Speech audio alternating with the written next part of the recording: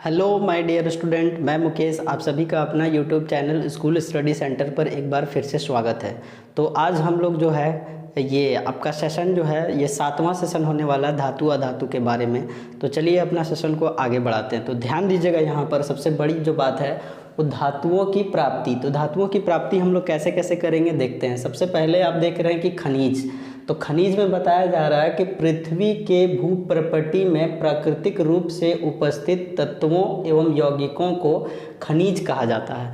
ध्यान दीजिएगा, फिर से एक बार मैं इस बात को रिपीट कर दे रहा हूँ कि पृथ्वी के भूप्रपटी में, यानी कि पृथ्वी के भूप्रपटी यानी कि निचला स्तर, पृथ्वी का जो निचला भाग होता है, अंदर वाला भाग, अंदरूनी भाग, उसको हम लोग भूप्रपटी बोलते हैं।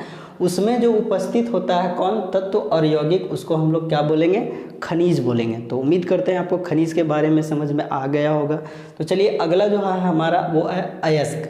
तो ध्यान दीजिएगा यहाँ अयस्क के बारे में, वे खनिज, अब देखिए वे खनिज जिसमें क्या होता है धातु अधिक मात्रा में पाई जाती है और उससे क्या निकालना लाभकारी होता है, उसे क्या कहते हैं? उसे अयस्क कहते हैं। फिर से एक बार मैं रिपीट कर देना चाहता हूँ कि वे खनिज जिनमें धातु अधिक मात्रा में पाई जाती है, वे खनिज जिनमें धातु अधिक मात्रा में पाई जाती है और उसे निकालना क्या होता है? लाभकारी होता है, उसी को हम लोग क्या बोलेंगे? अयस्क बोलेंगे।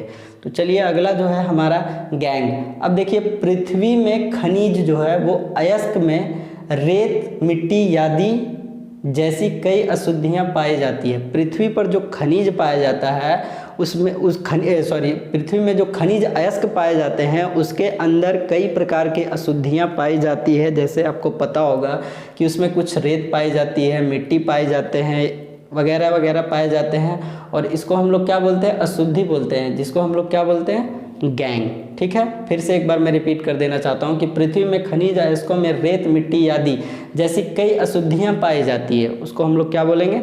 गैंग बोलेंगे। ठीक है, चलिए अगला टॉपिक हमारा है भर्जन। तो ध्यान दीजिएगा भर्जन के बारे में कि सल्फाइड अयस्क को वायु की उपस्थिति में अधिक ताप पर गर्म करने पर यह ऑक्साइड में बदल जाता है। यानी कि सल्फाइड अयस्क को जब हम लोग अधिक ताप पर गर्म करेंगे तो यह किस में बदल जाएगा?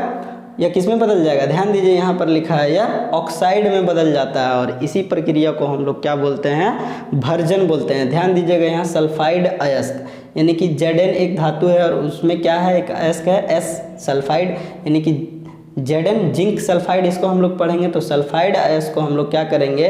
वायु के उपस्थिति में, देखिए यहाँ वायु के उपस्थिति में जब हम लोग यहाँ पर इसको क्या करेंगे? अधिक ताप पर गर्म करेंगे तो हम लोग को क्या प्राप्त होगा? अधिक ताप पर यदि हम लोग गर्म करते हैं तो यह ऑक्साइड में बदल जाता है, जिसको हम लोग क्या बोलेंगे? जिसको हम लोग भर्जन बोलेंगे। यानी कि जिंक सल्फाइड को हम लोग अधिक ऑक्सीजन की उपस्थिति में अधिक ताप पर गर्म किए तो हमें क्या प्राप्त हुआ? एक ऑक्साइड प्राप्त हुआ, और इसी ऑक्साइड को हम लोग क्या बोलते हैं? इसी ऑक्साइड को हम लोग भर्जन बोलते हैं। एक और एग्जांपल है जिसके माध्यम से हम लोग इसको और क्लियर से समझने का प्रयास करते हैं। देखिए यहाँ है सल्फाइड, यहाँ है क्या? HgS यानी कि मर्क्यूरिक सल्फाइड है। इसको हम लोग क्या करेंगे? ऑक्सीजन की उपस्थिति में जब इसको हम लोग गर्म करते हैं तो क्या बनता है? एक ऑक्साइड प्राप्त होता है, यानी कि 2HgO यानी कि हमारा क्या बना? ऑक्साइड बना। किसका ऑक्साइड बना? यहाँ पर पारा या मरकरी का ऑक्साइड बना, और इसी ऑक्साइड को हम लोग क्या बोलेंगे? भर्जन बोलेंगे। तो उम्मीद करते हैं आपको भर्जन समझ में आ गया होगा। अब चलिए आगे बढ़ते हैं। तो आगे हमारा है निस्तापन। यहाँ पर ध्यान देने वाली बात है कि यहाँ पर सल्फाइड अयस्क था। क्या था? सल्फाइड अयस्क। यहाँ पर हम लोग किसको गर्म करेंगे? किसके उपस्थिति में? कार्बोनेट अयस्क को।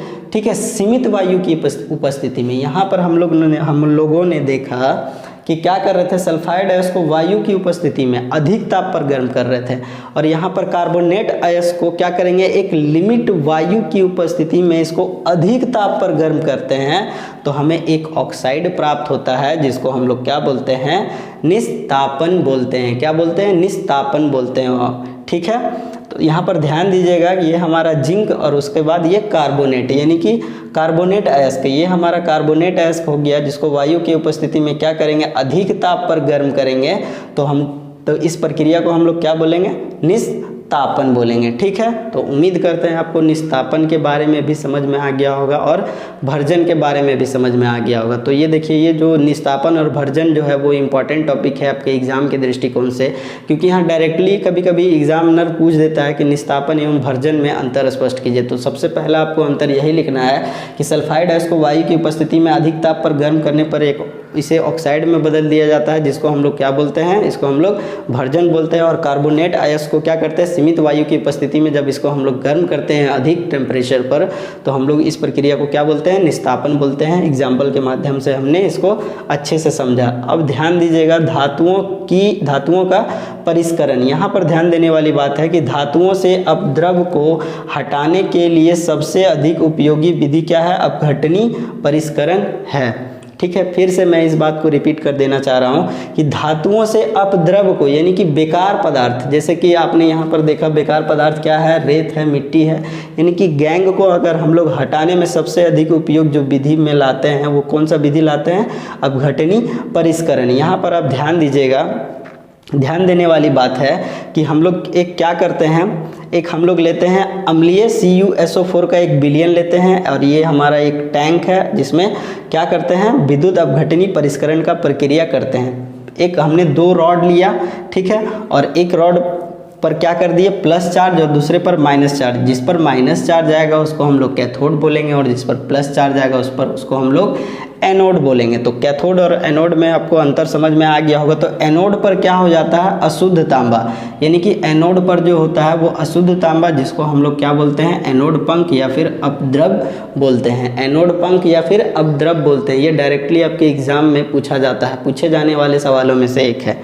कि क्या करते हैं कि एनोड पर कौन सा पंख जमता है, तो अशुद्ध तांबा, ठीक है, और कैथोड पर क्या होता है, शुद्ध तांबा जम जाता है, यानी कि माइनस पर आपका क्या हो जाता है, शुद्ध तांबा जम जाता है। इस प्रक्रिया के माध्यम से हम लोग शुद्ध और अशुद्ध तांबा को क्या कर सकते हैं, अलग कर सकते हैं। तो ध्यान दीजिएगा, यहाँ पर विलयन हमारा क्या है, CuSO4 है, उसमें हम लोग क्या डाले, तनु सल्फ्यूरिक अम्ल डाले। इसके अंदर जो हमारा है वो क्या है, तनु सल्फ्यूरिक अम्ल है और CuSO4 है। तो ठीक है, आगे हम लोग देखते हैं कि विद्युत अपघटनी से जब विद्युत धारा प्रवाहित की जाती है तो एनोड से अशुद्ध धातु विद्युत अपघटन में घुल जाते हैं। फिर से यहाँ ध्यान दीजिएगा कि विद्युत अपघटनी से जब विद्युत धारा प्रवाहित की जाती है तो एनोड से क्या होता है, अशुद्ध धातु क्या होता है, विद्युत अपघटनी में घुल जाती है। ठीक है, और उसके बाद यहाँ पर थोड़ा सा और है जो हम लोग अगला सेशन में देखेंगे। तब तक एक बार हम लोग इसको शॉर्टली रिवीजन कर लेते हैं। सबसे पहला था खनिज। तो पृथ्वी के भूपरपट्टी में प्राकृतिक रूप से पाए जाने वाले तत्वों या यौगिक को हम लोग खनिज बोलेंगे। उसके बाद अयस्क है, वे खनिज जिसमें धातु अधिक मात्रा में पाई जाती है और जिसको निकालना हमारे लिए क्या होता है, लाभकारी होता है, उसको हम लोग क्या बोलेंगे, अयस्क बोलेंगे। गैंग किसको बोलेंगे, पृथ्वी में खनिज अयस्कों में क्या होता है, रेत होता है, मिट्टी होता है आदि जैसे कई अशुद्धियाँ पाई जाती है, जिसको हम लोग गैंग बोलेंगे।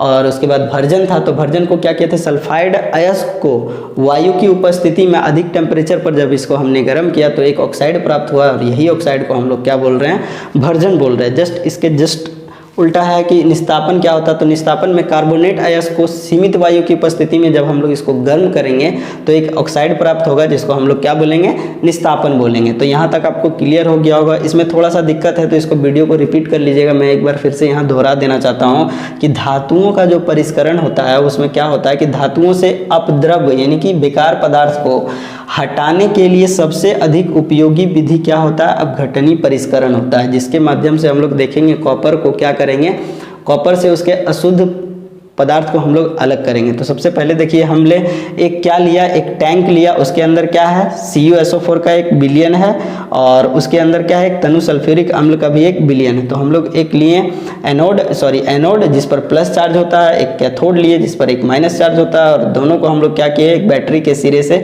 प्लस वाला और माइनस वाला सिरे से क्या किए, हम लोग जोड़ दिए। आखिर कर क्या रहे हैं, तो विद्युत अपघटनी परिष्करण कर रहे हैं। तो इसमें हमने देखा कि क्या हुआ कि प्लस चार्ज पर क्या हुआ, एनोड पंख जो जो था, जो यानी कि अब द्रव था, बेकार पदार्थ था कॉपर में, वो क्या हो गया, प्लस की तरफ आके जम गया, यानी कि अलग हो गया। इससे हम लोग क्या करिए, कॉपर को निष्कासित कर लिए, जो हमारे लिए उपयोगी है कॉपर, उसको हम लोग अलग कर लिए।